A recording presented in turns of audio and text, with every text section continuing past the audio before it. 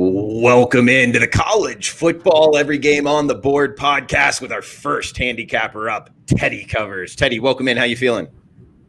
I'm doing all right, Drew. How about yourself? I mean, I'll say all right because I had the Browns last night, so I'm still the butt's still hurting a little bit today, but you just keep breathing and get ready for the next week, and that's just how it is sometimes.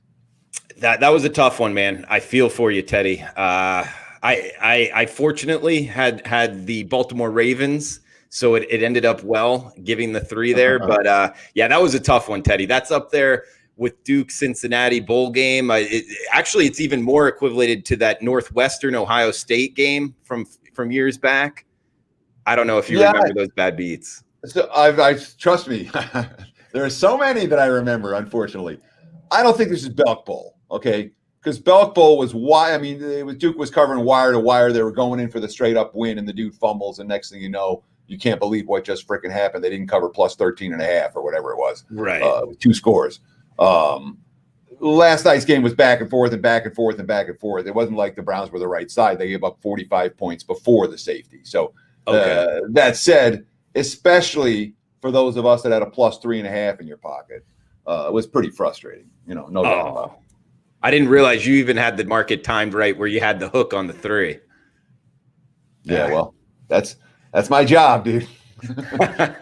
Well, that's what this show is about, guys, trying to get in and get good numbers, get on the right side of some of these winners. So we are going down in order every single college football game on the slate. We're starting today. Usually this segment is Thursday. I have to take it on the chin here, Teddy. I am flying back to Florida for the holidays, so the rescheduling is my fault, guys. Let me have it on Twitter at Drew Martin Bets. If you're watching on replay, feel free to drop a comment below. That all works. Also, welcome in. If you're watching live on the WagerTalk YouTube channel, come join us in the chat box. Westerner, welcome in. Ready to get this party started as we start off in rotation order, guys, here on Friday night action, Friday night lights here, Teddy. We got championship weekend starting 7 p.m. Eastern, UAB and Marshall, 195, 196, the rotation number here. We got a low total in this game. Minus 5.5 here. Marshall Thundering Herd with 42.5 being the total, Teddy. You interested in getting involved with the UAB Blazers and the Marshall Thundering Herd? I'm probably not going to get involved in this ballgame. The total's been set a little bit too low for me to get to the under. And from a side standpoint, I think there's reasonable cases to be made for both of these teams.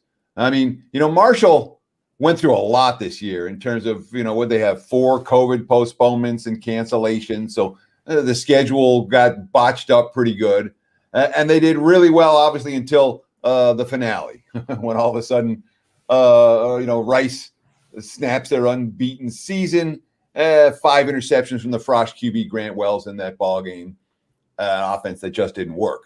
The defense was the strength of that team all year long. And you can make that argument for UAB, as well. And I mean, Bill Clark, what he's put together there with the Blazers, we got to give them an enormous amount of credit. We have to give him an enormous amount of credit, considering the fact that the program was shut down for 2 years, and since then they play in the title game every season.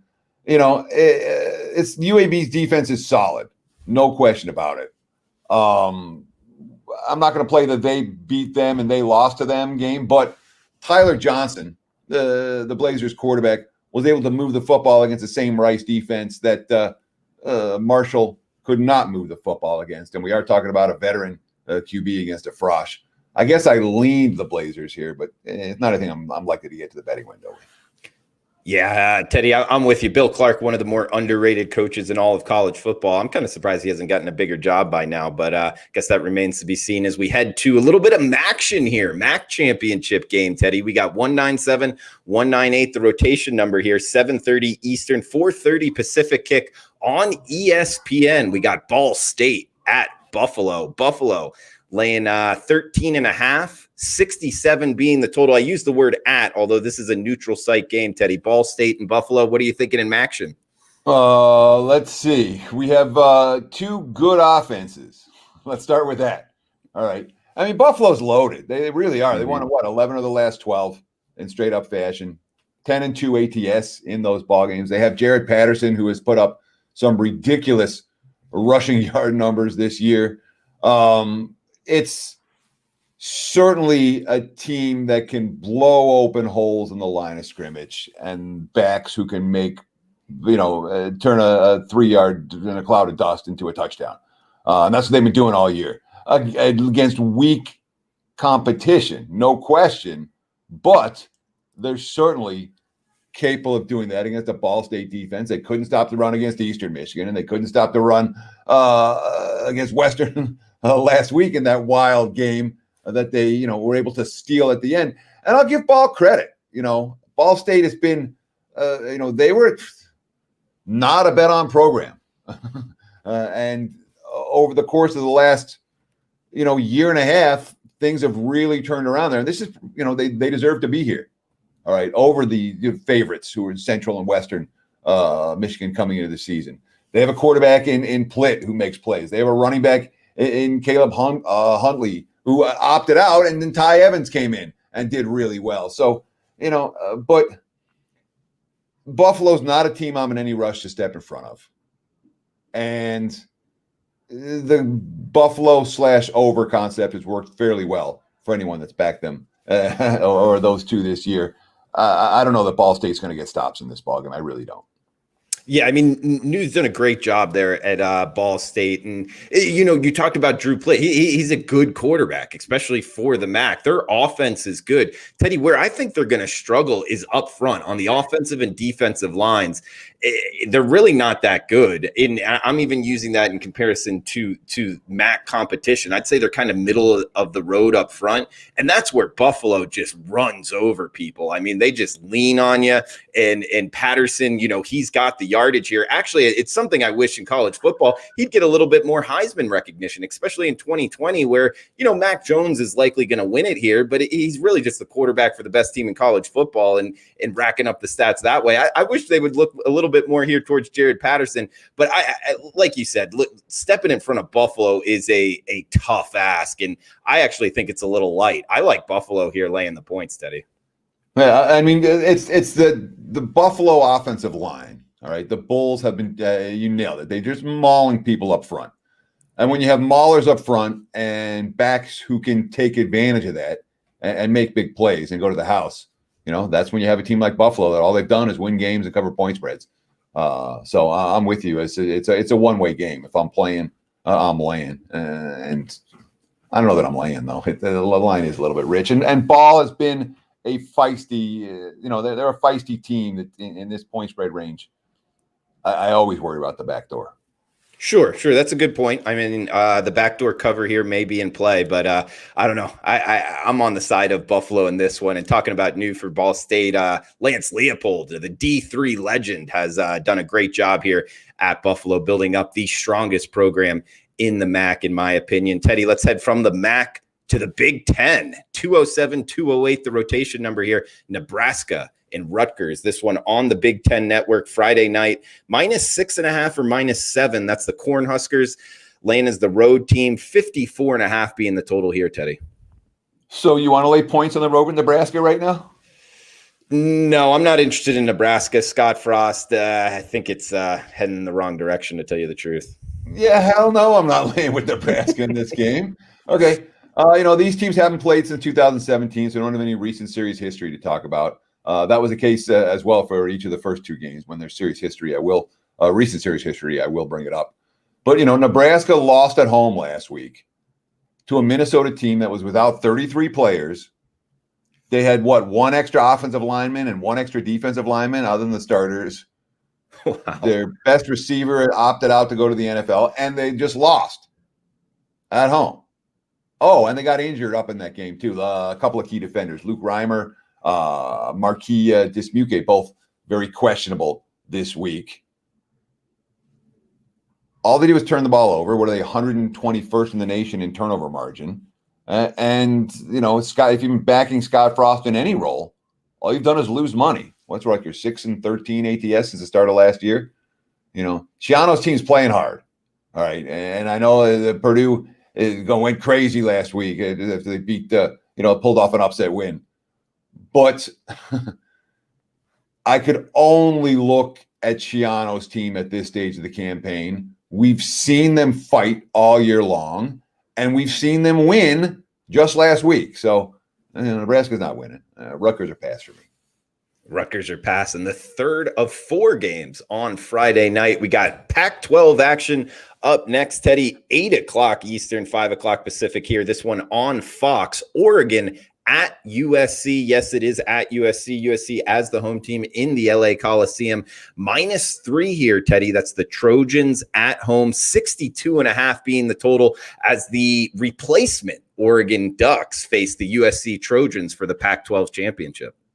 Yeah, I mean, last year Oregon was -4. They won the game 56-24. The previous meeting was all the way back in 2016, USC -16.5, and they won that game 45-20. So pretty big dichotomy between the two most recent games between the two squads, and the Trojans certainly in revenge for an ass kicking that they took at the hands of the Ducks a year ago. Now, SC's been finding ways to win close games. And a lot of it has to do with the quarterback. Slovis has been really good in clutch situations, even at his best. SC's had their fair share of slow starts. They were outplayed for extended stretches last week against UCLA. In many senses, they were lucky to win the game. But Slovis got 14 touchdowns and 0 interceptions in the fourth quarter this year. All right. And this point spread range is a range where you can say USC wins the game. They're likely to cover the number. And I think they're better than Oregon. I mean, there's the Mario Cristobal to Auburn rumors, which everyone's shooting down. But, if you notice, every coach that gets to Oregon, they come in and they're, yeah, let's pay him a bunch of money. This is our guy. And then they're gone in 2 years or 3 years or 4 years. No one's sticking around there. We haven't seen anywhere, you like Tyler Show? I mean, okay. He's okay. It's not like the running game is blowing me away. It's not like, this team's looked flat and uninterested since losing. And they're definitely not a team that I think is 3 points within 3 points of USC. So it's Trojans are pass for this better. If I'm playing again, I'll be laying. And, guys, welcome in. Of course, this is the Every Game on the Board podcast where we hit each and every college football game. But, Teddy, we've had some canceled games here, not as many games this week, so we can go a little bit more in depth. I got 2 topics I want to bring up to you, interested in your opinion. One, you bring up Oregon head coaching position. I actually saw something on that caught my eye in why people aren't staying there, at least one of the reasons. It's a tough place to recruit in terms of there's not a whole lot of top Division I talent in and around, Eugene, Oregon. So you're always having to get on a plane. It's kind of a little bit more difficult to have like a family life. Whereas, let's just say you brought up Auburn, you can get in the car and be in Atlanta in an hour and a half, a quick flight down to South Florida. Pretty much everywhere in the South is very easy. So that was one thing that caught my attention in terms of the Oregon job is a difficult job. Yes, they have a lot of money, a lot to sell, but there's just the recruiting aspect is very difficult. That's a really interesting point, and maybe it makes a fair bit of sense. Although I'm sure there are lots of places. It's not like there's a Seattle's a hotbed of football talent, and then Washington's been able to recruit pretty well. And it's not like the Ducks haven't been able to get people there. True, but if you're a head coach, you have no life anyway. Come on, let's be real.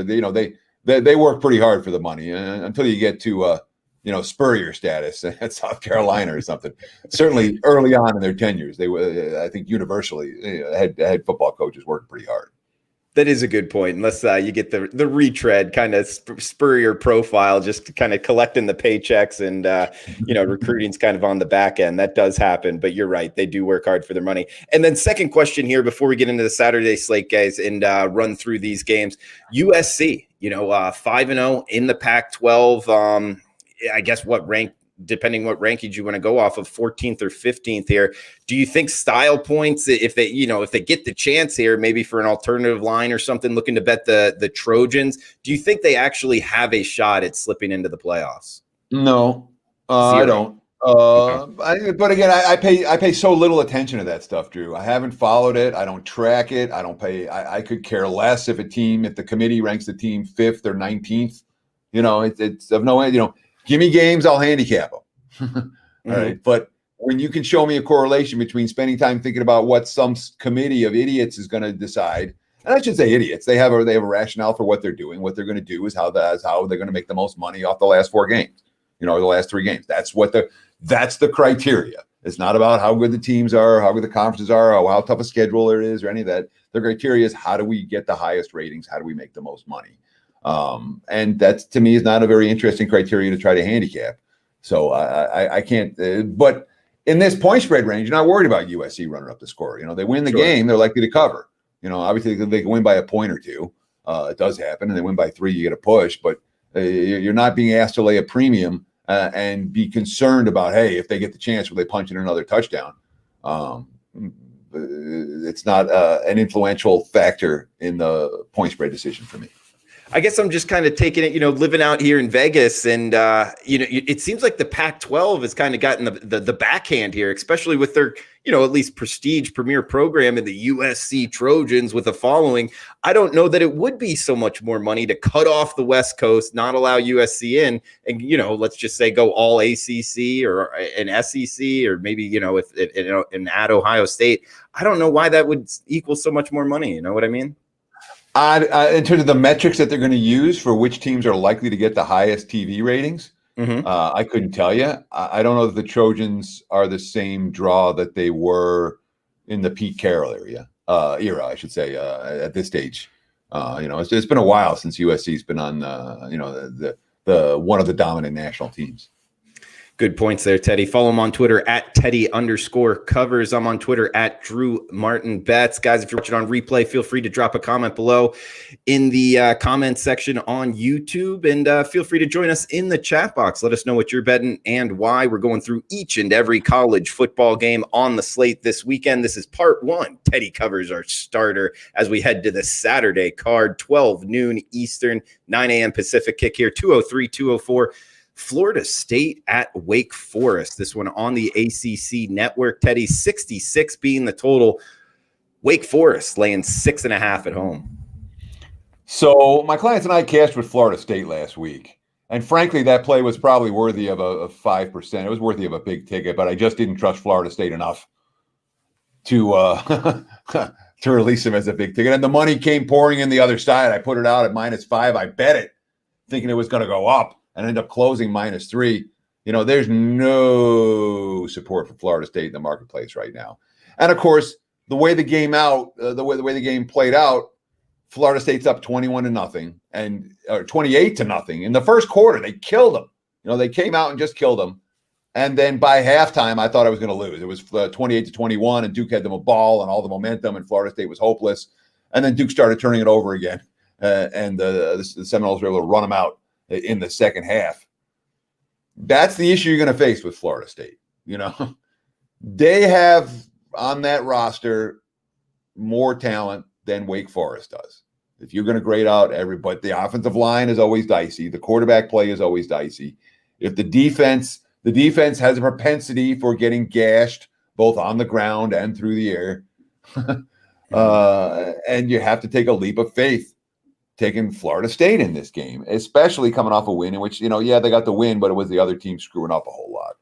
But, where's Wake at right now in terms of their, it's not like they've, played well. They got beaten by North Carolina and then had a bunch of games postponed and then got beat by Louisville last time. And I know the final score was worse than the game actually was. It was a fairly competitive contest, and I watched a good portion of that as well. But it's not like they're a team clicking on all cylinders, and it's not like, again, they're the more talented squad right now. So I'm absolutely considering Florida State on my card again this week. It's not going to be a 5%. It's not going to be a big – I'm not going to put that kind of money on the Seminoles. But I would not be surprised at all to see them win this game, much like they won last week.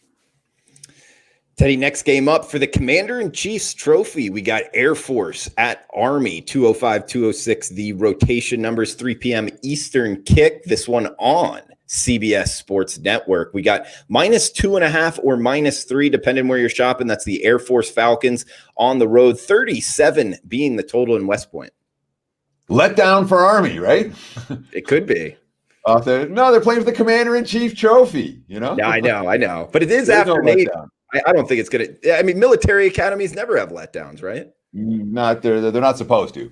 And they certainly always play hard in the fourth quarter. And we all know about Army Navy and the under streak that is now 15 years running. Well, take a look at this series. Last year 17-13, the year before 17-14. You look at Air Force's defense against the option, and they've been pretty darn nasty. Last year they held them to 90 yards on the ground, 2.5 yards per carry. That was against Navy earlier this season, but it's certainly a defense that has been proven capable of shutting down attacks like Army. And it's not like Army, we saw last week. And again, it's to say we saw. No, I didn't watch that game. I find that I don't watch the Service Academy games very often, man. The option style of football doesn't intrigue me as much. And when there are other games on, I tend to focus on the other ones. And that was the case last week in the fog.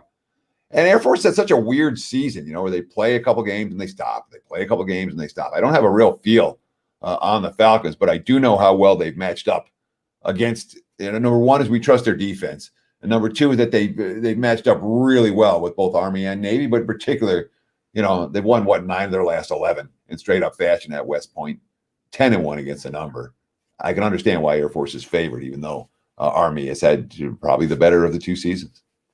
He's Teddy Covers on WagerTalk and SportsMemo.com. He's hot right now, 68% in the NFL last 7 weeks. And in college football, the last month, guys, he's hitting 69%. He's seeing it well on the college gridiron and in the NFL. So check him out both at WagerTalk and SportsMemo.com. He's got a Big Ten play up right now available at both websites. And also keep in mind, guys, we got the bowl special here, $149 for the rest of the bowl season. You can get Teddy Covers every play he releases in college football for a discounted price. Sports Memo or WagerTalk.com. 2 games left in this segment, guys. Minnesota at Wisconsin up next, 211, 212. We got the Badgers -12, -12.5 home favorites, 47.5 being the total. Teddy, I think this one has a really cool kind of slogan, the name of this game, but I'll throw it over to you. You're the Big Ten guy. What's that, Paul Bunyan's ex? Is it? I wasn't 100% sure, but I think it is. Yeah, I'm pretty sure. Okay. So last year, and I remember the game well, I was on Minnesota +3, and they got killed. They were never in the game. It was 38-17 final. Wisconsin, all they did was they handed the ball off, and it was easy pickings for Jonathan Taylor and company, and it was a one-sided ball game from start to finish. 2 years ago, I was on the Gophers as well. They were +11.5 here in Madison, and they won the game by 22. It was an absolute right side winner. I'm not likely to be involved in this year's meeting because right now I don't trust either one of these two teams. I really don't. Wisconsin, clients and I cashed another ticket bet against Wisconsin last week. That their season's ruined. The offense has scored 20 points in total over the last 3 games. Graham Mertz has 1 touchdown against his 5 interceptions during that span. They cannot move the football right now. The vaunted Badgers offensive line is getting beaten consistently, and the playmakers just aren't there on this year's squad. So lay double digits with them? No. But Minnesota's the team we just talked about above, who's the star receiver opted out, and they were missing 33 guys last week, most of whom are not going to be back this week. And they have, depth issues on the offensive line and depth issues on the defensive line. And I don't want to, even with the Wisconsin's offensive line hasn't been doing it, I'm reluctant to play an opposing defense that doesn't have depth against them. Because if they do start running the football and get going, they could run and score on every possession against Minnesota's D. So it's a hard game. It's an easy pass. Paul Bunyan's axe passing on it with Minnesota, the Fighting Flex versus the Wisconsin Badgers. Jump around might happen, though, in Camp Randall. We got another Big Ten here to end it. Teddy, Illinois at Penn State. We're seeing the Nittany Lions -14 in the hook, actually mostly -15s right now as we're talking early action, part 1 of this Every Game on the Board podcast on Tuesday, actually, guys. 52 being the total. So we got the Nittany Lions -15, Teddy, 52 being the total in Happy Valley. So what do we had? 39-0 and 63-24, the last 2 meetings between these two teams. Both Penn State wins, both Penn State covers, neither particularly close, obviously. The most recent was back in 2018, but that's the way I'm kind of thinking about this game. I don't want Illinois this week. And I know, okay, you have the fired coach bounce and let's, win it for Lovey, and Rod Smith, the offensive coordinator, is going to be the interim head coach for the finale. I understand that concept, but this is a pretty weak offensive team. And by pretty weak, that means very weak. And Penn State showed me something last week. Michigan State punched him in the mouth. And I didn't know, Penn State punched right back. And they made plays, and it's a team with playmakers. And you have Sean Clifford, who's been night and day from where he was early in the season to where he is right now. The offensive line's playing a whole lot better. The defense is playing a whole lot better. And I wouldn't be surprised, to see Penn State. This just feels like an ass-kicking kind of a game. And, maybe Illinois comes to fight early. But by the fourth quarter, I wouldn't be surprised if Penn State's doing whatever they want. Lean Nittany Lions in this one. All right, leaning towards the Nittany Lions to finish it off here. Guys, check them out, WagerTalk or SportsMemo.com. Hot 69% in college football the last 4 weeks. So the last month, he's really been seeing it well, guys. He's got his Big Ten play up and available at both websites, and 68% in the NFL the last 7 weeks. So hot on all accounts on the gridiron. In my favorite stat, guys, in the NFL since week 1, 2015, 215 and 164. So you get that large sample size, 57% in the NFL betting markets. Good stuff here from Teddy Covers. Follow him on Twitter at Teddy_covers. Teddy, you want to throw out anything here? Maybe a most confident play of all the games we talked about? Do you like one more than the others? I think Florida State's going to be on my card. At +7, Florida State will be on my card. Okay. I think I have to. I think they're worth riding one more time. Looking towards the Seminoles on Saturday at the top of the Saturday card. Teddy, anything else you want to throw out before we shut this down? Hey, thanks for watching. Happy holidays. Enjoy the games. NBA starts next week.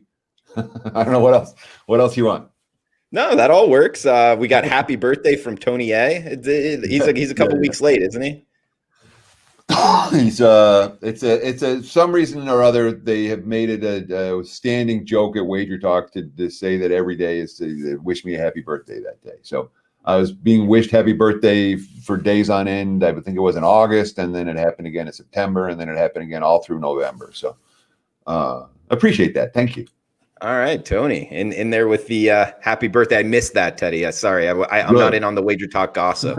So sorry if I didn't wish you the happy birthday like I should have. But guys, give him a follow on Twitter at Teddy_covers. Check him out, WagerTalk and SportsMemo.com. That does it for part 1. We got Johnny Outlaw here saying Robbie Vino tomorrow. Yes, 2 p.m. Pacific time. Robbie Vino will be in with part 2 of this Every Game on the Board section. We also got the NFL Every Game on the Board and both sections of the college football. So Johnny Outlaw, thanks for joining us. Tony as well, Corey Williams, all you guys in the chat box. Always fun. Please smash the like button on your way out. Guys, we'll be back tomorrow with the rest of the Every Game on the Board podcast. Best of luck with your bets. Until then.